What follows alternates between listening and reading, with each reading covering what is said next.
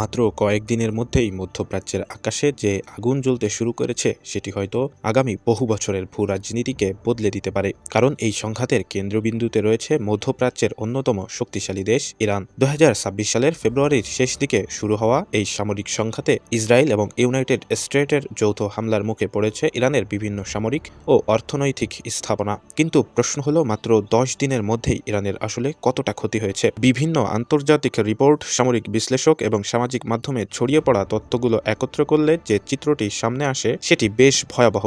প্রথমত, সামরিক দিক থেকে ইরান বড় ধরনের ধাক্কা খেয়েছে বলে ধারণা করা হচ্ছে। হামলার শুরুতেই ইরানের বেশ কয়েকটি ক্ষেপণাস্ত্র ঘাঁটি, ড্রোন উৎপাদন কেন্দ্র এবং বিমান প্রতিরক্ষা ব্যবস্থাকে লক্ষ্য করে একের পর এক আঘাত হানা হয়।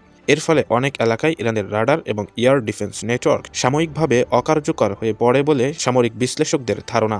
একই সাথে ইরানের কিছু সামরিক বিমান ঘাঁটি এবং গোপন মিসাইল ডিপোতেও হামলার খবর পাওয়া গিয়েছে, যেখানে মাটিতেই কিছু যুদ্ধবিমান ধ্বংস হয়ে যাওয়ার দাবিও করা হয়েছে। তবে সামরিক ক্ষতির বাইরে আরও একটি বড় আঘাত এসেছে অর্থনৈতিক খাতে, কারণ ইরানের অর্থনীতির সবচেয়ে গুরুত্বপূর্ণ শক্তি হলো তাদের তেল শিল্প। বিভিন্ন সূত্র অনুযায়ী দেশের কয়েকটি বড় তেল ক্ষেত্র এবং জ্বালানি স্থাপনায় হামলা চালানো হয়েছে, যার ফলে কোথাও কোথাও টানা কয়েকদিন ধরে আগুন জ্বলতে থাকা ভিডিও সামাজিক মাধ্যমে ছড়িয়ে পড়েছে। যদি এই ক্ষয়ক্ষতি সত্য হয়ে থাকে, তাহলে এটি শুধু সামরিক নয়, বরং অর্থনৈতিক দিক থেকেও ইরানের জন্য বড় ধাক্কা হতে পারে, কারণ তেল রপ্তানি ইরানের অর্থনীতির প্রধান ভিত্তিগুলোর একটি। কিন্তু এই সংঘাতের সবচেয়ে বিতর্কিত এবং আলোচিত খবর এসেছে মানবিক দিক থেকে। কিছু আন্তর্জাতিক এবং আঞ্চলিক সূত্র দাবি করেছে যে একটি গার্লস স্কুলে হামলার ঘটনায় বহু শিক্ষার্থী হতাহত হয়েছে। তবে এই ধরনের খবরের অনেকগুলোই এখনো সম্পূর্ণ স্বাধীনভাবে যাচাই করা সম্ভব হয়নি। তাই অনেক বিশ্লেষক এগুলোকে যুদ্ধকালীন তথ্যযুদ্ধের অংশ বলেও মনে করছেন। যুদ্ধের সময় তথ্য এক ধরনের অস্ত্র হয়ে ওঠে। একইভাবে আরেকটি বড় খবর ঘুরপাক খাচ্ছে, সেটি হলো ইরানের সর্বোচ্চ ধর্মীয় নেতা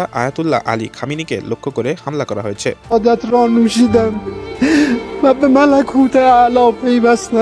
এবং তিনি নিহত হয়েছেন। এই ধরনের খবর মধ্যপ্রাচ্যের রাজনীতিতে বড় ধরনের উত্তেজনা সৃষ্টি করেছে, কারণ ইরানের রাজনৈতিক এবং ধর্মীয় কাঠামোর ক্ষেত্রে তিনিই ছিলেন প্রধান। আর যদি নেতৃত্ব পর্যায়ে সত্যি বড় ধরনের ক্ষতি ঘটে, তাহলে সেটি শুধু সামরিক নয়, বরং রাজনৈতিক অস্থিরতাও তৈরি করতে পারে। তবে এই সংঘাতের প্রভাব শুধু ইরানের মধ্যেই সীমাবদ্ধ নয়, কারণ ইরান মধ্যপ্রাচ্যের একটি গুরুত্বপূর্ণ ভূ রাজনৈতিক শক্তি এবং বিশ্বের জ্বালানি বাণিজ্যের সঙ্গে এই অঞ্চল গভীরভাবে জড়িত।